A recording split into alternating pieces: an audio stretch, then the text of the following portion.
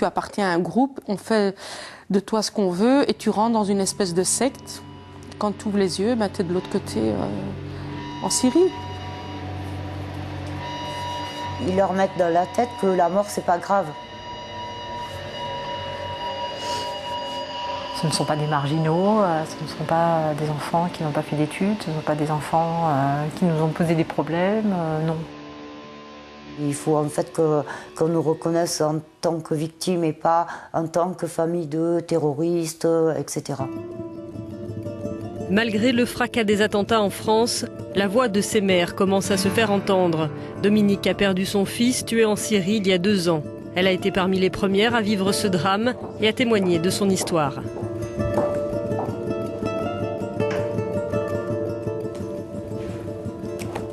Voilà, ça c'est une photo que j'aime bien. Donc voilà, c'était un jeune tout à fait normal, hein, qui aimait bien les filles, il aimait bien s'habiller, classe. Voilà, ça c'est ça. Son année de conversion, c'était vraiment le début. Hein. Là, il est trop beau, là-dessus. Ben, c'était ici. Ça, c'est 3 mois avant qu'il parte, hein, en Syrie. C'est la dernière, ça. Nicolas, 29 ans, apparaîtra dans des vidéos de propagande de l'État islamique, aux côtés de son demi-frère Jean-Daniel, parti avec lui. Et alhamdoulilah, Allah il nous a mis l'amour des moudjahidines et l'amour du djihad dans le cœur. Il disait toujours que ça allait bien, voilà. Alors des fois je lui répondais, mais attends, t'es dans un pays en guerre, ne me dis pas que tout va bien, Nicolas, c'est pas possible, quoi. Hein. Ouais, il y a eu une association. Selon elle, son fils a été victime d'un réseau de recrutement à l'extérieur de la mosquée qu'il fréquentait à Toulouse. Ils sont très forts quand même. Ils arrivent à enlever du mental tout le passé de ces jeunes-là. C'est-à-dire que ça fait comme un nettoyage, quoi, au Karcher, là. Ils leur mettent dans la tête que la mort, c'est pas grave, que c'est une finalité, que c'est bien de mourir, quoi. Voilà. Ils n'ont plus peur de mourir, ces jeunes-là. C'est fou quand même. Hein. Dominique est à l'origine de l'association Syrie Prévention Famille. Objectif, rompre l'isolement des familles et faire de la prévention. Le but est aussi de s'unir pour être plus fort et se faire entendre. Aujourd'hui, c'est en Belgique qu'elle a rendez-vous à Bruxelles avec une mère à l'histoire similaire, Salia Ben Ali. Elle, c'est encore pire parce que son fils, il était parti que depuis 3 mois. Et il est mort au bout de 3 mois. Il était jeune aussi, il avait 19 ans.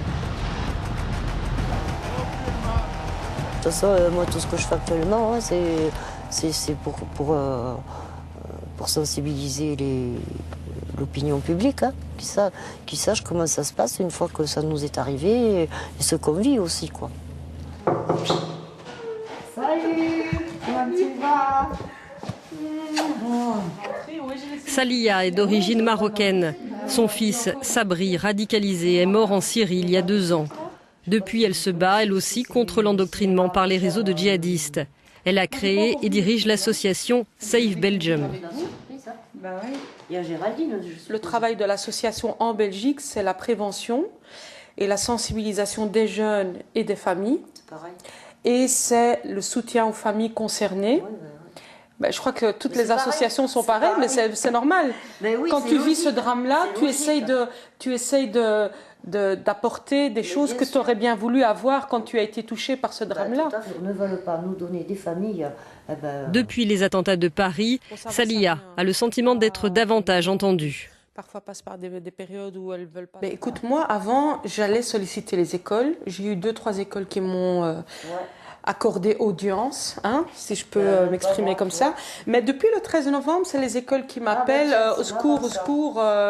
Il paraît que j'ai dit, ben ouais, ça fait 2 ans, que je suis sur le terrain.